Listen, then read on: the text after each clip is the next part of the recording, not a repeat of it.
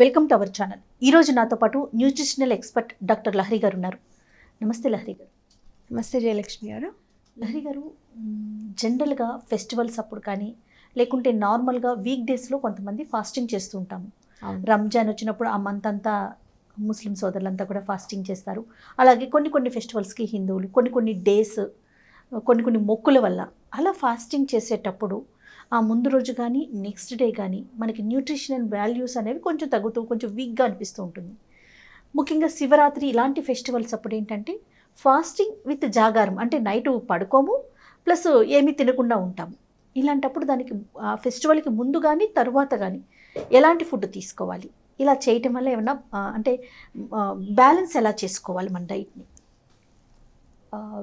మీరు అడిగినట్టుగా చాలాసార్లు ఇయర్లో వేరియస్ రిలీజియస్ రీజన్స్, అంటే మనం దేవుడి గురించి కానీ భక్తిపరంగా కానీ కొంతమంది హెల్త్ కోసం కూడా ఈ ఫాస్టింగ్ లేదా ఉపవాసం ఉండటం అనేది చేస్తూ ఉంటారండి. ముఖ్యంగా శివరాత్రి టైంలో చేసినప్పుడు ఏంటంటే మీరు అన్నట్టుగానే ఆహారం తీసుకోకుండా ఉండటంతో పాటు నిద్ర కూడా ఉండదు. ఆహారం నిద్ర రెండూ కూడా సమపాల్లో, అంటే తగినట్లుగా ఉంటేనే ఆరోగ్యం సరిగ్గా ఉంటుంది. కానీ ఈ శివరాత్రి రోజు చేసే ఉపవాసం కానీ జాగారం కానీ సంవత్సరానికి ఒక్కరోజే చేస్తాము.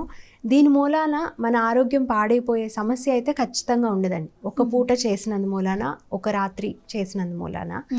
అయితే కొన్ని రకాల జాగ్రత్తలు తీసుకుంటే ఈ ఉపవాసం ఎక్స్పీరియన్స్ కానీ జాగారం ఎక్స్పీరియన్స్ కానీ మనకి ఇంకా బెటర్గా ఉంటుంది. అంటే ఎప్పుడు కూడా మనము ప్రశాంతంగా చేయగలిగితే ఆ ఫలితం కూడా కరెక్ట్గా ఉంటుంది. ఇప్పుడనే కాదండి, శివరాత్రికనే కాదు, రంజాన్ అప్పుడు చేసినా, లేకపోతే లెంట్ అంటారు క్రిస్టియన్స్, అది అప్పుడు ఆ టైంలో చేసినా, ఎప్పుడు చేసినా కూడా మనం ప్రశాంతమైన మనసుతో చేయగలిగేలాగా ఉండాలి కూడా. సో దానికి సంబంధించిన కొన్ని జాగ్రత్తలు తీసుకోవచ్చు. ఓకే, ముందుగా ఉపవాసం చేసేటప్పుడు, అంటే ఉపవాసం చేద్దామని నిర్ణయించుకున్నప్పుడు ఏ టైంకి స్టార్ట్ చేద్దాము, ఏ టైంకి ఎండ్ చేద్దాము అనుకున్నది ముందు నిర్ణయించుకోవాలి ఫస్ట్.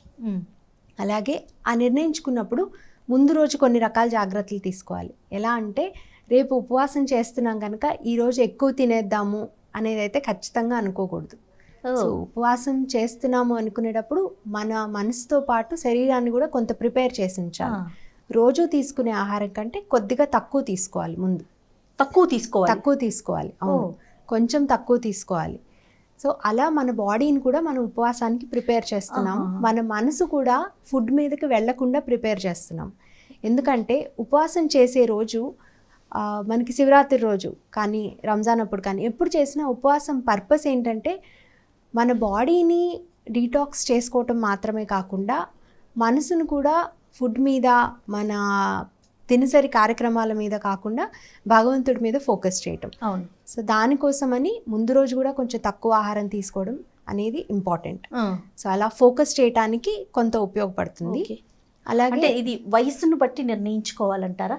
డెఫినెట్లీ అండి, వయసును బట్టి, కొన్ని రకాల హెల్త్ ఇష్యూస్ని బట్టి కూడా ఎవరు ఉపవాసం జెండర్ ఇష్యూస్ ఉంటుందా డాక్టర్ గారు? ఇక్కడ ఉంటుందండి. అందరూ ఉపవాసం చేయకూడదు. ఫస్ట్ ఈ ప్రెగ్నెంట్ లేడీస్ వాళ్ళు కానీ, పాలు ఇచ్చే మదర్స్ కానీ, అట్లాగే 60-65 ఇయర్స్ దాటిన వాళ్ళు కానీ, పెద్దవాళ్ళు, పీరియడ్స్లో ఉన్న వాళ్ళు కానీ, అలాగే ఏమైనా ఎయిల్మెంట్స్ అంటే జ్వరం కానీ, దగ్గు, జలుబు ఇట్లాంటివి ఏమైనా ఉన్నవాళ్ళు, డయాబెటీస్ ఉన్నవాళ్ళు, హార్ట్ కండిషన్స్ ఉన్నవాళ్ళు, వీళ్ళు ఖచ్చితంగా ఉపవాసం అనేది చేయకూడదు. ఓకే. ఒకవేళ అంటే ఉపవాసం అంటే నా ఉద్దేశం కటిక ఉపవాసం చేయకూడదు. కటిక ఉపవాసం అంటే పొద్దు 24 గంటలు. అలాగే ఆ టైంలో మంచినీళ్ళు తప్ప ఏమీ తీసుకోరు. ఇంకొక రకమైన ఫ్రూట్స్ వరకు తీసుకుని చేసే ఉపవాసం కొంతవరకు చేయొచ్చు. అది కూడా డయాబెటీస్ ఉన్నవాళ్ళు, జ్వరం ఉన్నవాళ్ళు చేయకపోవడం మంచిది. హార్ట్ కండిషన్స్ ఉన్న వాళ్ళు కూడా చేయకపోవడం మంచిది. ఏమైనా నోన్ డిసీజ్ ఉన్నవాళ్ళు ఖచ్చితంగా ఉపవాసం చేయకూడదు. ప్రెగ్నెంట్ లేడీస్, ఇంకా పాలిచ్చే మదర్స్ అంటారా, కొంతవరకు ఫ్రూట్స్ తీసుకొని పాలిచ్చే మదర్స్ చేయొచ్చు, కానీ ప్రెగ్నెంట్ లేడీస్ ఉపవాసం అనేది ఉండకూడదండి. ఉపవాసం ఉండకూడదు, జాగారం కూడా ఉండకూడదు. ఓకే. సో నిద్ర అనేది చాలా ఇంపార్టెంట్ కాబట్టి ఆ టైంలో ఎస్పెషలీ ఉండకూడదు. తర్వాత ఫుడ్ విషయంలో ఏ విధమైన జాగ్రత్త తీసుకోవాలంటే ముందు రోజు తగ్గించి తీసుకోవాలంటున్నారు కదా, అంటే న్యూట్రిషన్ వాల్యూస్ని మనం ఎలా క్యాలిక్యులేట్ చేసుకోవాలి? తగ్గించి తీసుకోవడం అంటే క్వాంటిటీ వరకు తగ్గించి తీసుకోవటం మాత్రమే కాకుండా తీసుకునే ఆహారం కూడా కొంత హెల్తీగా ఉండాలి. ఖచ్చితంగా 2-3 రకాల పళ్ళు తీసుకోవాలి. అది ఏ రకమైన పండ్లైనా పర్వాలేదు. ఇప్పుడు మనం అనుకున్నట్టు హెల్దీగా ఉన్న వాళ్ళే తీసుకుంటున్నారు కాబట్టి ఫలానా పండు తినకూడదు అంటే డయాబెటీస్ ఉన్న వాళ్ళు అరటిపండు, పైనాపిల్, సపోటా లాంటివి ఎక్కువ తినకూడదు. కానీ హెల్దీగా ఉన్న వాళ్ళు మాత్రమే ఉపవాసం చేయొచ్చు కనుక వాళ్ళు ఎటువంటి పళ్ళైనా తీసుకోవచ్చు. 2-3 రకాల ఫ్రూట్స్ తీసుకోవాలి. అన్నం కొద్దిగా తగ్గించి కూరలు ఎక్కువ తీసుకోవాలి. అలాగే కొంచెం లిక్విడ్స్ అనేది ఎక్కువగా తీసుకోవాలి ఖచ్చితంగా. రసం రూపంలో కానీ, సూప్స్ కానీ, సాంబార్ కానీ, ఎలా అయినా పెరుగు, మజ్జిగ అనేది ఎక్కువ తీసుకోవాలి. ఓకే. ఈ ఉపవాసం అయిపోయిన తరువాత రోజు మనం ఏ విధమైన ఆహారం తీసుకోవాలండి? ప్రత్యేకించి శివరాత్రికి చేసే ఉపవాసం అప్పుడు 24 గంటల పాటు ఏమీ తినకుండా ఉంటారు. అలాగే నిద్ర కూడా లేకుండా ఉంటుంది. ఆ టైంలో ఉపవాసం రోజు తీసుకోవాల్సిన జాగ్రత్త, ముందు మంచినీళ్ళు తాగుతూ ఉండాలి. ఆ రోజు ప్రతిరోజు ఆ రోజంతా కూడా ప్రతి 2-3 గంటలకు ఒకసారి కొంచెమైనా కానీ ఒక 100-200 ml నీళ్లు తీసుకోవాలి. ఎందుకంటే ఆహారం లేకుండా ఎక్కువ సేపు ఎక్కువ రోజులు కూడా ఉండవచ్చు, కానీ నీళ్ళు లేకుండా అలా ఉండలేము. దానికి తోడు మనకి టెంపరేచర్ కూడా ఎక్కువ అవుతుంది కాబట్టి కొంచెం పెరుగుతుంది, ఫీల్ అనిపిస్తూ ఉంటుంది. ఆ డీహైడ్రేషన్ అది తగ్గించుకోవడానికి ఉపవాసం బ్రేక్ చేసిన తర్వాత, అంటే ఉపవాసం జాగారం అయిపోయిన తర్వాత ఒక 24 గంటలు తినలేదు కాబట్టి ఎక్కువగా ఒకటేసారి ఆహారం తీసుకుందాం అనుకోకూడదు. ఆ టైంలో మన స్టమక్ సైజ్ ఏదైతే ఉందో జీర్ణాశయం కూడా సైజ్ కొంచెం ష్రింక్ అవుతుంది. ఓకే. సో ఒకటేసారి ఎక్కువ తీసుకుంటే కడుపు నొప్పి అవి వచ్చే అవకాశం కూడా ఉంది. తక్కువ మొత్తంలో బ్రేక్ చేసిన ఇమ్మీడియట్గా, అంటే ఫాస్ట్ బ్రేక్ చేసిన తర్వాత 1 or 2 hours వరకు తక్కువ క్వాంటిటీస్లో డ్రై ఫ్రూట్స్ కానీ కొంత లిక్విడ్, ఎస్పెషలీ ఫ్రూట్స్ తీసుకున్నారనుకోండి, యాపిల్ కానీ, గ్రేప్స్ కానీ, ఇట్లాంటివి తీసుకుంటే మనకి వాటర్ కంటెంట్ కూడా వస్తుంది. కొన్ని రకాల విటమిన్స్, సి విటమిన్ కానీ, కొన్ని రకాలుగా లెమన్ వాటర్ తో స్టార్ట్ చేస్తారు, తీసుకోవచ్చు. ఎందుకనండి లెమన్ వాటర్ తో స్టార్ట్ చేస్తారు డాక్టర్ గారు? మనకి సి విటమిన్ కొంత వస్తుంది. అండ్ ప్లెయిన్ వాటర్, అప్పటి వరకు ప్లెయిన్ వాటరే తాగి ఉండి నోటికి టేస్ట్ కూడా, అండ్ దాని మూలన మనకు కొంచెం ఆకలి కూడా అనిపిస్తుంది. మీరు ఒక 24 గంటలు తినకుండా ఉంటే మామూలుగా అనుకునే చాలా ఆకలేస్తుంది అని, బట్ అది కరెక్ట్ కాదండి. 24 గంటలు తినకుండా ఉంటే యాక్చువల్లీ ఆకలి ఎంత ఎక్కువ వేస్తుంది అంటే ఆఫ్టర్ పాయింట్ ఆకలి చచ్చిపోతుంది కూడా.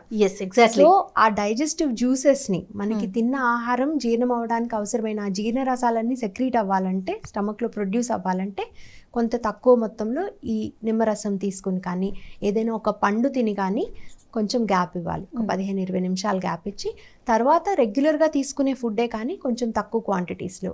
ఉపవాసం చేసిన తర్వాత రోజంతా కూడా లిక్విడ్స్ ఎక్కువగానే తీసుకోవాలి. బాగా ఫ్రైడ్ ఫుడ్, పూరీ కానీ, బజ్జీలు కానీ, ఇట్లాంటివి ఎక్కువ తీసుకోకూడదు. నెక్స్ట్ డే రైట్, ఉపవాసం విరమించిన తర్వాత ఇలాంటి ఫ్రైడ్ ఫుడ్ ఎక్కువ తీసుకోకూడదు. తేలిగ్గా జీర్ణమయ్యే ఆహారం తీసుకోవాలి.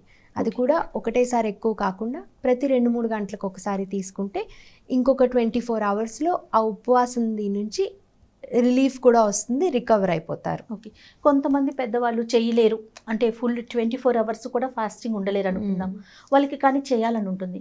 డే ఏదన్నా ఫుడ్ తీసుకుని నైట్ ఫాస్టింగ్ ఉండి పడుకోకుండా ఉంటారు కదా, అలాంటి వాళ్ళు డే తీసుకునే ఫుడ్ ఎలా తీసుకోవాలంటారు? అది ఒక పొద్దు అంటారండి, చెయ్యొచ్చు. కొంతమంది ఇప్పుడు ఇట్లా 60-65 years దాటిన వాళ్ళు, లేకుంటే ఆఫీస్కి వెళ్ళే వాళ్ళు కూడా చేయలేని పరిస్థితి ఉంటుంది కదా, లేదు అనుకున్నప్పుడు పగలు కొంచెం ఫ్రూట్స్ ఎక్కువ తీసుకోవచ్చండి. ఆ ఫ్రూట్స్తో మనకి ఫైబర్ వస్తుంది, విటమిన్స్ కూడా వస్తాయి, కొంతవరకు తేలిగ్గా డైజెస్ట్ అయ్యే షుగర్స్ అవి కూడా వస్తాయి. సో మనం ఎక్కువసేపు ఆ స్టమక్లో డైజెస్ట్ అవ్వకుండా ఉండిపోయే హెవీ ప్రోటీన్ కానీ, హెవీగా ఫ్యాట్స్ ఉన్నవి కానీ తీసుకుంటే మనం పూర్తిగా ఉపవాసం చేసిన పర్పస్ కూడా ఉండదు. అంటే ఆహారం స్టమక్లో స్టోర్ అవుతుంది కూడా, ఎక్కువ ఫ్యాట్ కానీ ఎక్కువ ప్రోటీన్ కానీ తీసుకుంటే అది మన డైజెస్టివ్ సిస్టంలో ఎక్కువసేపు ఉంటుంది కూడా. అందుకని పళ్ళు లాంటివి ఇప్పుడు, అందుకనే మనకి ఎప్పటి నుంచో ఉపవాసం చేసే వాళ్ళు కూడా ఫ్రూట్స్ ఎక్కువ తీసుకుంటారు. అవును, జనరలీ దాని వెనక రీజన్ ఇదండి. ఓకే.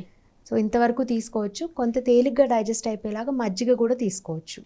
ఏదేమైనా ఫాస్టింగ్ చేసే ముందు రోజు, అది అయిపోయిన తర్వాత లైట్ ఫుడ్ తీసుకోవాలి. అలానే మనసును కూడా, శరీరాన్ని సిద్ధం చేసుకోవాలి ముందు రోజు.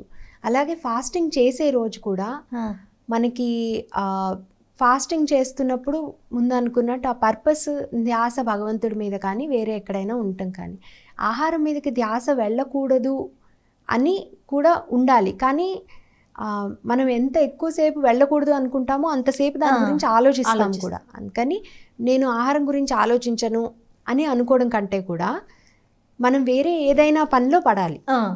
ఎందుకంటే మనం ఆహారం గురించి ఆలోచించినా సరే మన డైజెస్టివ్ జ్యూసెస్ సెక్రీట్ అవుతాయి. ఓకే. సో ఫుడ్ గురించి ఆలోచించినా, ఫుడ్ వాసన వచ్చినా, ఫుడ్ కనిపించినా ఆ ఫీల్ వచ్చేస్తుంది మనకి జీర్ణాశయంలో ఆ జ్యూసెస్ అనేవి సెక్రీట్ అవుతాయి. ఓకే. ఇది అవాయిడ్ చేయడానికి ఫుడ్ అనేది చుట్టూ ఉండకుండా, అంటే ఎదురుగా లేకుండా, అలాగే ఫుడ్ గురించి ఆలోచించాల్సిన అవసరం లేకుండా వేరే ఏదైనా పనిలో నిమగ్నం అవటం. అది మీరు ఇంట్లో ఉండి పూజ అది చేసుకుంటున్నారనుకోండి, భగవంతుడి మీద ధ్యాస ఉంటుంది. ఆఫీస్కి వెళ్ళి పని చేసుకుంటున్నారు, అలాగే ఏదో ఒక పనిలో కనుక హాబీ కానీ, ఏదైనా పుస్తకాలు చదువుకోవడం కానీ, ఏదైనా వీడియోస్ చూడటం కానీ, అట్లాంటిది ఏది చేసినా సరే ధ్యాస అనేది ఆహారం మీద వెళ్లకుండా చూసుకుంటే కూడా మీకు ఉపవాసం చేయటం అనేది తేలికవుతుంది కూడా. Right. Thank you so much doctor గారు. నమస్తే. నమస్తే అండి. ఈ వీడియో కనుక మీకు నచ్చినట్లయితే లైక్ చేయండి, షేర్ చేయండి. మరిన్ని వీడియోస్ కోసం మా ఛానల్ని సబ్స్క్రైబ్ చేసుకోండి.